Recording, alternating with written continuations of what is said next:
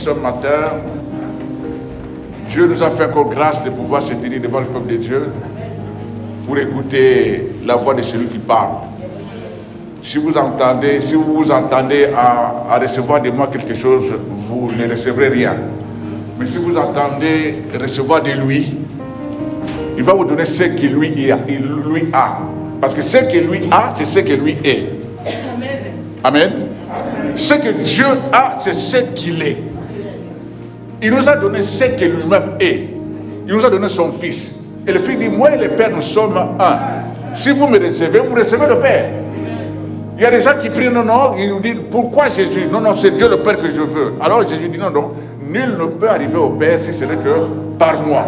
Je me rappelle bien, il y a une autorité qui a dit, on priait pour lui, il dit, non, mais pourquoi vous au lieu de prier au nom de Dieu, vous priez toujours Jésus. Jésus, pourquoi Jésus? Moi, je veux que vous priez au nom de Dieu. Papa, c'est l'ignorance.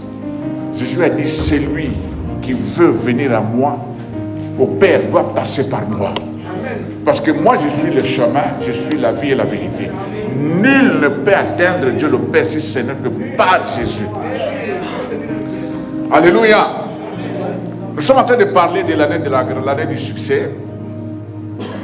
Et nous avons parlé autrefois quelles sont les précautions qu'il faut prendre pour vivre cette année. Sinon, cette année passera inaperçue. Vous allez vous retrouver à la fin de l'année, vous n'avez rien vécu, vous n'avez rien vu, vous n'avez rien entendu, vous n'avez rien bénéficié. Alors que Dieu nous a fait entrer dans cette année pour un but. Chaque chose sur la terre, c'est fait pour un but. Même ce que le monde est en train de faire, bien aimés, soyez sûrs et certains, ils ont un but qu'ils veulent atteindre. Ils ont un objectif. L'Église aussi a son objectif. Il ne faut pas laisser que le monde puisse nous envahir, nous tromper, pour qu'il puisse réussir son objectif. Nous aussi, nous avons notre objectif. Mais l'avantage que nous avons la parole. Le monde n'a pas la parole. Le diable a ce qu'on appelle la contrefaçon.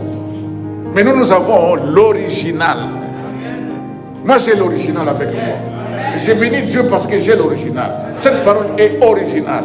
Même si le diable vient avec la contrefaçon, ça ne passera pas. Il sera arrêté à l'aéroport. Mais moi, avec la parole, je passe. Alléluia. Parce que la parole, c'est laisser passer. La parole de Dieu, c'est laisser passer pour moi. Je passe. La parole passe avec moi. On a mis Paul en prison. Ils croyaient qu'ils ont arrêté la parole. Ils croient qu'ils ont emprisonné la parole. Paul dit non.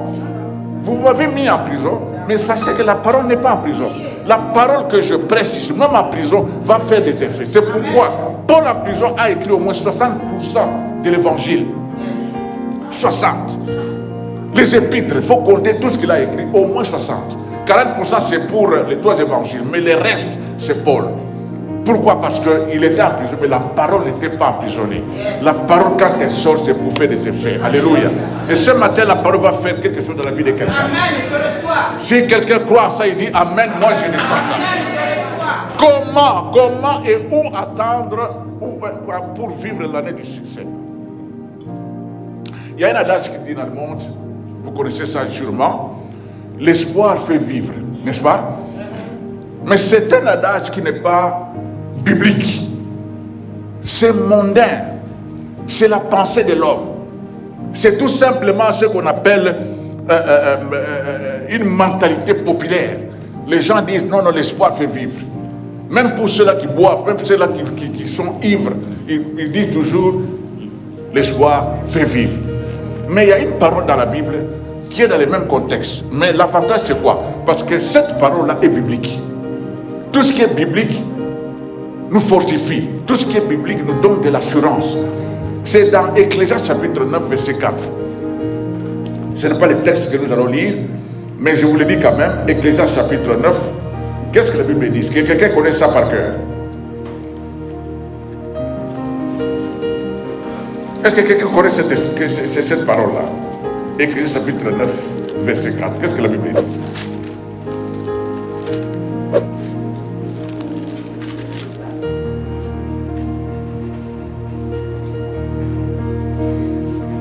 Ecclésiaste chapitre 9, verset 4.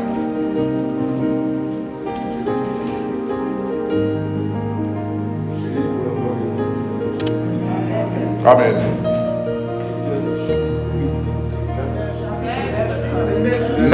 verset 4. Chapitre 9, verset 4. Ne fréquente pas une chanteuse. Non, non, Ecclésiaste 9. Ecclésiaste 9, verset 4.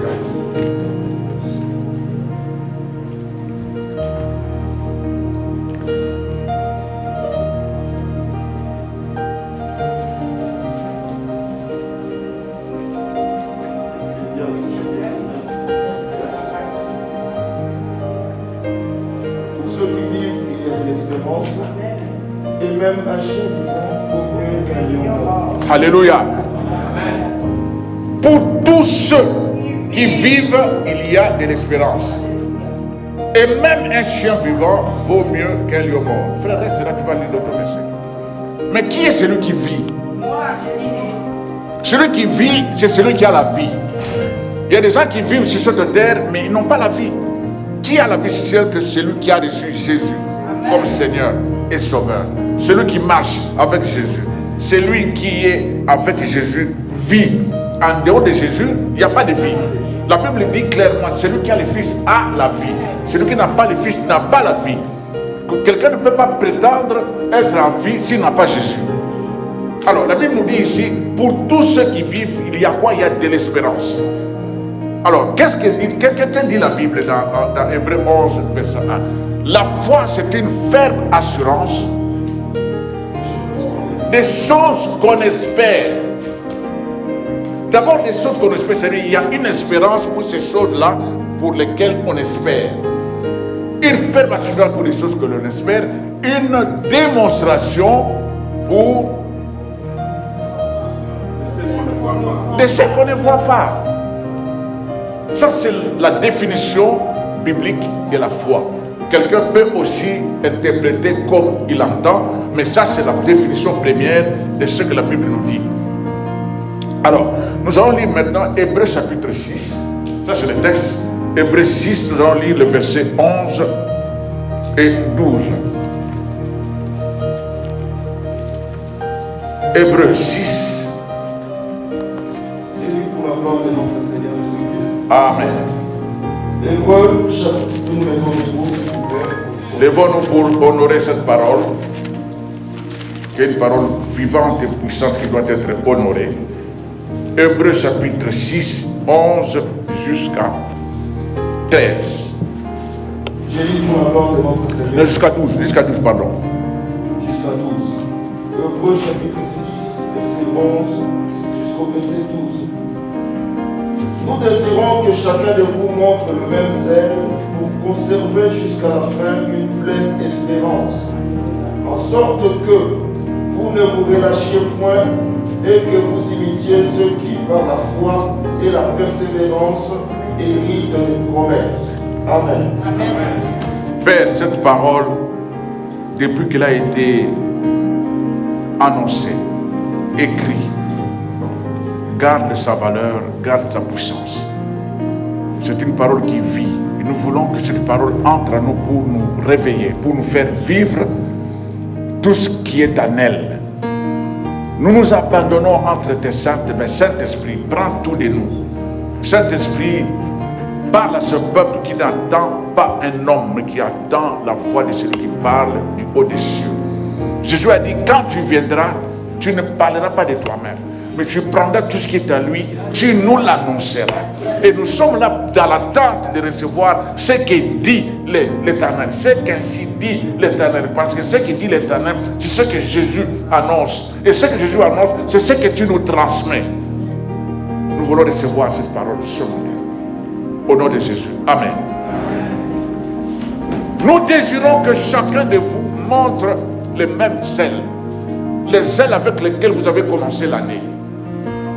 Les ailes qui vous animent. C'est ces ailes-là que la Bible dit, nous désirons que chacun de vous montre les mêmes ailes pour conserver jusqu'à la fin une pleine espérance.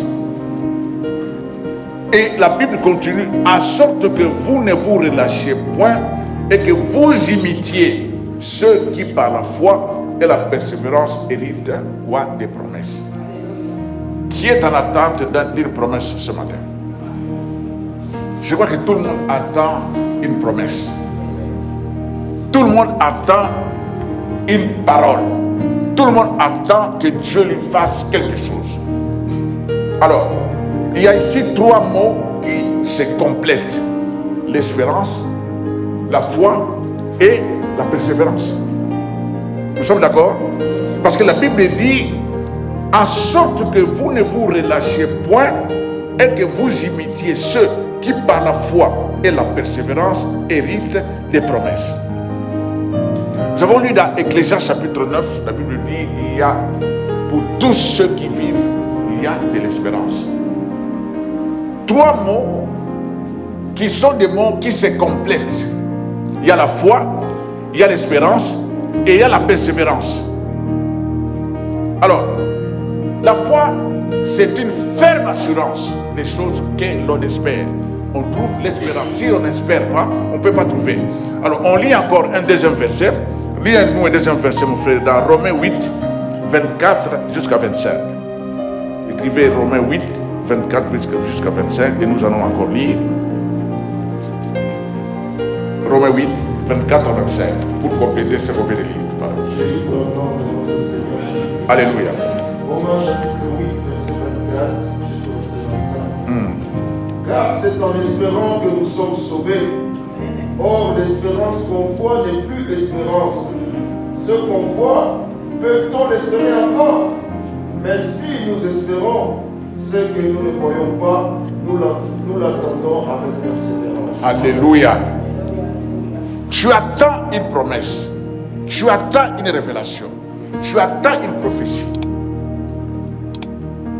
Alors, si tu l'as déjà, donc ça ne sert à rien de l'espérer encore. Mais si tu ne l'as pas encore, la Bible nous donne un conseil. Il faut l'attendre avec persévérance. L'apôtre dit clairement ceci dans Romains 8. Il dit, car en espérance que nous sommes sauvés. Nous croyons déjà que nous sommes sauvés. Nous espérons que nous sommes sauvés. Et or, l'espérance qu'on voit n'est plus espérance. Ce qu'on voit, peut-on espérer encore? Mais si nous espérons ce que nous ne voyons pas, nous l'attendons avec persévérance. Ces 3 mots sont dans le domaine de l'invisible. La foi, c'est une ferme assurance des choses qu'on espère. On n'a pas encore vu. Mais on croit. Et l'espérance aussi, c'est dans le domaine de l'invisible.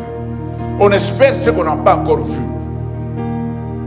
Mais pour que ces 2 mots se complètent, pour que ces 2 mots puissent arriver à s'accomplir dans nos vies, qu'est-ce que nous devons faire? Nous devons persévérer dans la foi. Jésus dit, celui qui persévérera jusqu'à la fin, il sera sauvé. Donc les promesses de Dieu sont des promesses qui sont prophétiques. Dieu parle d'une manière prophétique.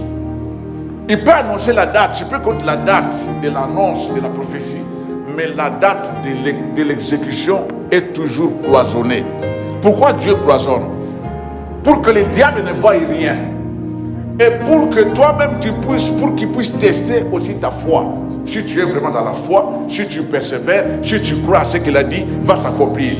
Dans la Bible, il y a beaucoup de prophéties qui sont accomplies.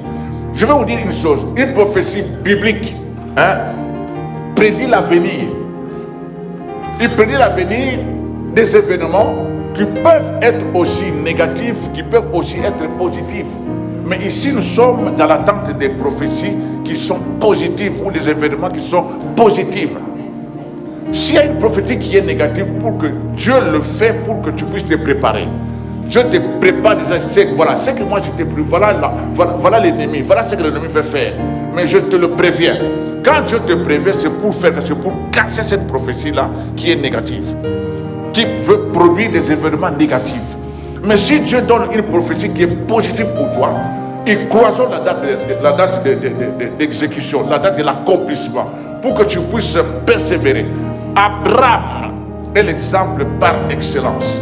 Alléluia. Je vais y arriver à ce que Dieu avait dit à Abraham. Et les prophéties sont généralement très précises. Dieu parle d'une manière précise. Et les prophéties sont vraiment fiables. Quand Dieu donne une prophétie, cette prophétie doit s'accomplir. Alléluia. Parce que la Bible dit quelque chose de très important dans Isaïe 14. Ce que j'ai dit, c'est ce qui va arriver. Ce que j'ai conçu, c'est ce qui va s'accomplir. Parce que Dieu dit lui-même, c'est moi qui conçois ces choses et c'est moi qui les exécute. Ça veut dire la prophétie que Dieu t'a faite doit s'exécuter. Parce que la prophétie reçoit l'ordre pour une exécution parfaite. La prophétie du déluge s'est accomplie. Et quand Dieu a lancé la prophétie à Noé, il lui a donné même des instructions. Comment il devrait construire l'arche. Et quand Noé a obéi, il a fait ce que Dieu lui avait demandé. Même si on s'est moqué de lui, mais celui-ci c'est un fou, qu'est-ce qu'il est en train de faire? Mais comment est-ce qu'on peut construire une arche sur la montagne? Mais Dieu voyait déjà, Dieu savait comment cette arche-là devrait descendre sous l'eau, être sous l'eau. Mais l'homme ne voyait pas. C'est pourquoi la prophétie divine, il ne faut pas chercher dans le monde. Il ne faut pas chercher avec l'intelligence naturelle ou humaine. Laisse la prophétie de Dieu rester là où il est et elle va s'accomplir certainement au temps marqué. Alléluia. Même le rêve de Joseph. Joseph avait des rêves. Il avait des rêves. Même sa famille ne comprenait pas, mais quels sont ces gens de rêves? C'est pourquoi il y a des rêves qui ont poussé ses frères à pouvoir lui causer du tort. Même si on lui a causé du tort, Dieu qui avait décidé, Dieu qui lui avait parlé, les prophéties qui ont été transmises à lui par des rêves devraient s'accomplir. Et il est devenu un homme important en Égypte. Alléluia. Il y a aussi des prophéties dans Isaïe 53. Tout ce que la Bible dit, nous devons croire seulement que c'est ce que Dieu avait dit, c'est ce qui doit s'accomplir. La parole dit, c'est par ces meurtrissures que nous avons été guéris. On croit cela. Croire et persévérer en cela, proclamer cela. Parce que c'est une prophétie que Dieu avait donnée et devrait s'accomplir. Elle s'est accomplie il y a 2000 ans passés. Parce que les prophéties de Dieu sont correctes, sont fiables, sont puissantes. Alors, maintenant, comment attendre l'année du succès? Avec foi, avec espérance, et à la fin avec persévérance. Alléluia. Mais alors, maintenant, où attendre ces prophéties? Où attendre l'accomplissement de cette année, de cette révélation que Dieu a donnée? Cette année, c'est l'année du succès. Mais il faut avoir quelque part où attendre cette prophétie. Où attendre, où vivre cette révélation. Je vais vous amener à lire maintenant dans Habakkuk chapitre 2, le verset 1 jusqu'au verset 2. Si nous lisons ce texte-là, Habakkuk chapitre 2, verset 1 à 2. Je lis pour la gloire de notre Seigneur Jésus-Christ. Habakkuk chapitre 2, verset 1, verset 2. J'étais à mon poste et je me tenais sur la tour. Je veillais pour voir ce que l'Éternel me dirait et ce que je répliquerais après ma plainte. L'Éternel m'adressa la parole et il dit, écris la prophétie, grave-la sur des tables afin qu'on la lise couramment. Point. Amen. Vous avez compris où est-ce qu'on peut attendre la révélation? Où est-ce qu'on peut attendre l'accomplissement de la prophétie? Habakkuk était un homme qui connaissait Dieu. Mais tellement il voyait des choses, il s'est posé des questions, il s'est plaint. Seigneur, mais pourquoi tu permets que je voie ces choses? C'est ce que nous sommes en train de voir aujourd'hui. Nous sommes des adultes ici, nous sommes des parents, mais ce que nous sommes en train de voir, quelquefois ça nous dépasse. Pourquoi tu permets que nous voyions ces choses? Pourquoi on se pose beaucoup de questions. Même David s'est posé aussi des questions. Pourquoi ma souffrance est continuelle? Pourquoi je ne guéris pas? Pourquoi Seigneur? Et pourtant j'ai mis ma confiance en toi. Habakkuk qui se plaint, il dit même, ne tue pas de toute éternité l'Éternel, mon Dieu, mon Saint. Tu as établi ce peuple pour exercer tes jugements. Il continue à dire, mais Seigneur, pourquoi tu permets la souffrance de ce peuple? Pourquoi tu permets ces choses que je vois avec mes yeux? Quelqu'un peut même se poser des questions, mais pourquoi tu permets que Covid soit là aujourd'hui? Mais la Bible dit ceci, la pensée de l'homme n'est pas la pensée de Dieu. Les voies de Dieu ne sont pas les voies de l'homme. Alors, il a fallu que Habakkuk revienne à son poste. S'il n'était pas à son poste, il n'allait pas entendre Dieu lui parler. Je dis à quelqu'un, dès aujourd'hui, reste dans ton poste. Arrange-toi dans ton poste pour écouter ce que Dieu dit. Habakkuk dit clairement, j'étais à mon poste, je veillais pour voir ce que l'Éternel me dirait. Et lui, il s'attendait à ce qu'il préparait une réponse pour pouvoir répliquer à Dieu. Mais Dieu est Dieu, il est souverain. Il fait grâce à qui il veut. Hein? Il donne à celui qui veut autant qu'il veut. L'Éternel m'adressa la parole et il dit, écris la prophétie. S'il n'était pas à son poste, cette parole n'allait pas arriver. Il n'allait pas entendre cette parole. Dieu a bien vu qu'il était assis, comme mon frère est là assis. Maintenant, Dieu lui dit, écris maintenant la prophétie. Écris ce que je veux te dire. Grave-les sur des tables, afin qu'on la lise couramment. Quand tu vas rester dans ton poste, Dieu va te parler, puis tu vas écrire. C'est pourquoi quelquefois quand tu as un rêve, écris. Écris les rêves. Si tu ne comprends pas, pose la question à ceux qui expliquent. Qui ont le discernement, ils peuvent t'expliquer. Parce que la prophétie, le temps de l'annonce est là. C'est pourquoi Dieu lui a dit, écris. Mais quand dans son temps d'exécution, cela ne te regarde pas. Qu'est-ce qu'il dit en continu? Il continue quoi? Continue le verset 3. Le verset 3. Alléluia. Car c'est une prophétie dont le temps est déjà fixé. Elle marche vers son terme et elle ne mentira pas. Si elle tarde, attends-la, car elle s'accomplira certainement. Alors écoutez-moi bien. Quand une prophétie est déjà sortie dans le ciel, je donne à la prophétie l'adresse. Je donne à l'adresse à la prophétie, voilà, je t'envoie sur telle adresse. Tu trouveras mon fils, tu trouveras ma fille. Transmets-lui la prophétie, le message. Je ne peux pas envoyer une prophétie sans adresse. C'est pourquoi il dit, c'est une prophétie dont le temps est déjà fixé. Ta prophétie, le temps est déjà fixé. Ce que tu dois faire, c'est seulement attendre. Attendre avec foi, attendre avec espérance, attendre dans la persévérance. Il n'est pas dit que j'attends la prophétie, mais j'ai les bras croisés. J'attends la prophétie, je dors.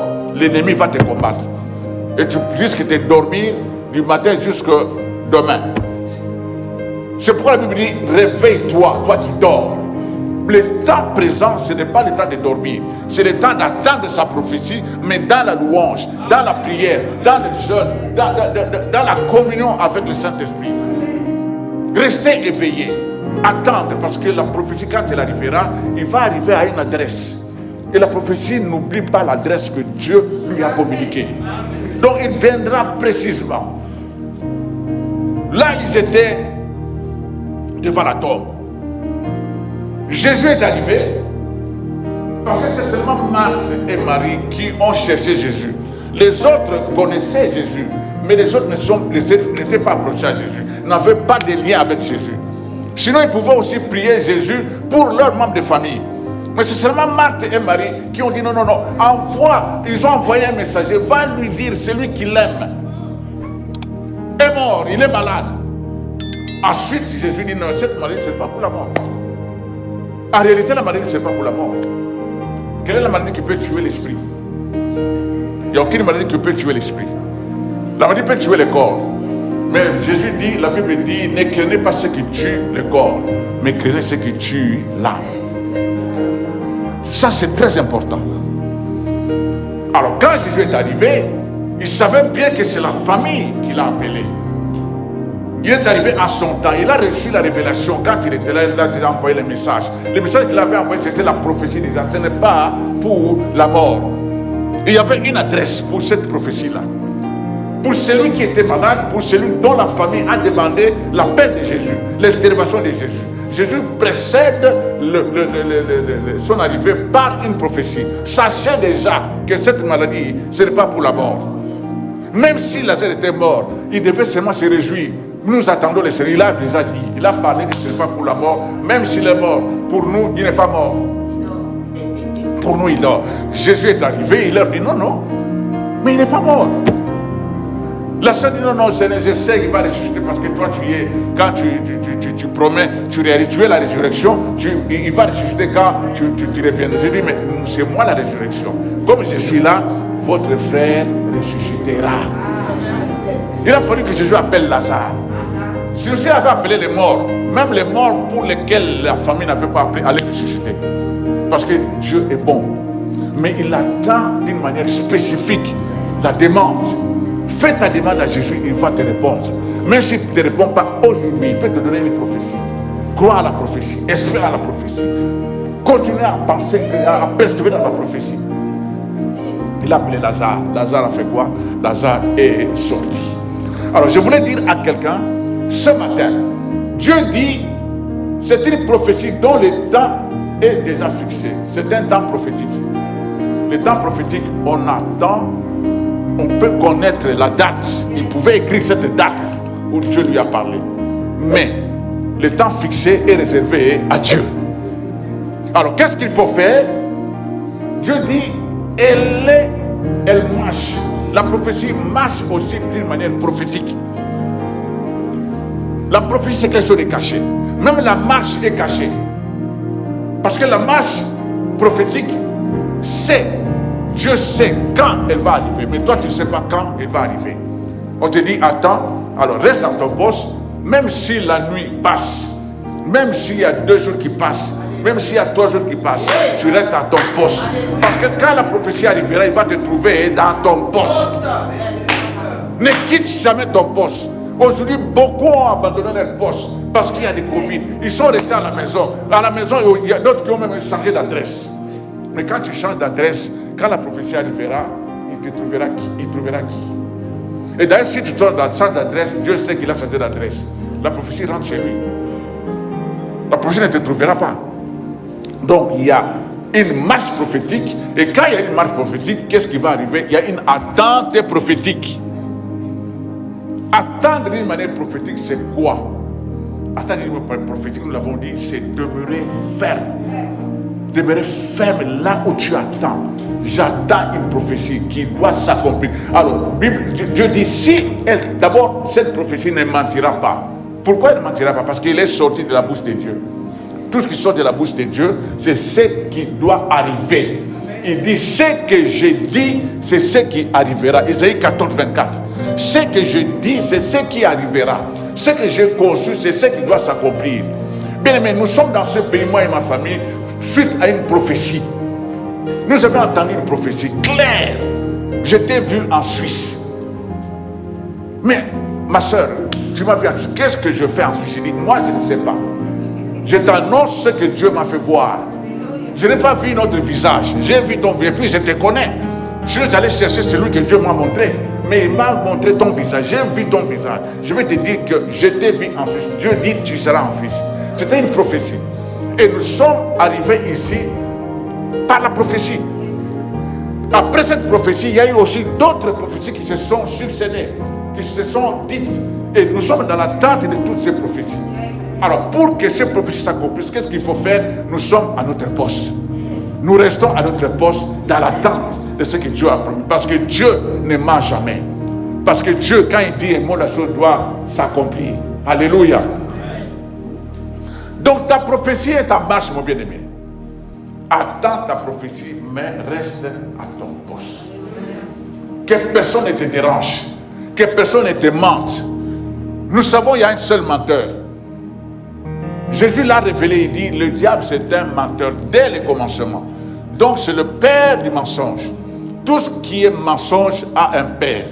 Mais tout ce qui est vérité a un père. Et le père de la vérité c'est Jésus-Christ, qui est lui-même la vérité. Il est le Seigneur des seigneurs. Il est le roi des rois. Il est le prince de paix. Il est le lion de la tribu de Judas. Il ne recule devant rien. Quand il arrive, on lui laisse la place. On lui laisse la place. Quand il arrive, c'est pour accomplir la vision, pour accomplir la prophétie que Dieu a préparée pour toi. Ça s'accomplira. Reste à ton poste. Garde ton poste. Reste dans l'attente prophétique. Parce que cette prophétie est en train de marcher. Dieu dit, si elle tarde, attends-la, elle s'accomplira. Certainement. C'est ce que Dieu a dit à Abraham dans Hébreux 6:13. Je vous lis ce texte-là. Qu'est-ce que Dieu avait dit? Dieu chercha qui il pouvait jurer devant lui, mais il n'en trouva pas. La Bible nous dit ceci. Lorsque Dieu fit la promesse à Abraham, ne pouvant jurer par un plus grand que lui, il jura par lui-même. Parce que Dieu ne peut pas jurer devant un homme. Il jura par lui-même. Et la Bible dit, et il dit, certainement, quelqu'un dit certainement ma prophétie. Certainement, je m'appuie sur cette parole. Certainement ma prophétie s'accomplira. Certainement cette année de succès, je vais vivre ce que Dieu a préparé pour moi. Certainement cette année, je vivrai le succès. Certainement, je vivrai ce que Dieu a déjà conçu. Parce que ce qu'il a conçu doit arriver. Certainement. Je crois que vous allez acclamer le Seigneur pour le certainement. Certainement. Moi, je crois certainement. Je ne mourrai pas sans que j'ai accompli ma prophétie. Je ne mourrai pas. David disait, je ne mourrai pas, je vivrai. J'ai raconté les œuvres de l'Éternel. Je ne mourrai pas. Il attendait l'accomplissement de tout ce que Dieu lui avait promis. Dieu a promis à David beaucoup de choses. Jusqu'à ce que Dieu dit, est-ce que mentirais-je à David? Non. Est-ce que je suis Dieu ou je ne suis pas Dieu? Alléluia, il est Dieu. Je suis Dieu. C'est moi qui conçois, c'est moi qui exécute. Sois sûr que ce que Dieu a conçu va s'exécuter. Amen. Et la Bible dit, la parole ne rentre pas à lui. La prophétie ne rentre pas à lui sans avoir exécuté sa volonté et accompli ses desseins. Mais attends à ton poste. Reste à ton poste. Ne bouge pas. Même si on t'appelle, non, fuyons, arrête. Non, moi je reste à mon poste. J'attends. Parce que Dieu m'a dit, si elle tarde, je dois attendre. Elle s'accomplira certainement. Certainement. J'attends. Cette attente, c'est une attente prophétique. Parce que la prophétie marche avec une marche prophétique. Moi, j'attends d'une manière prophétique. Parce que ce qui est prophétique qui s'accomplit certainement.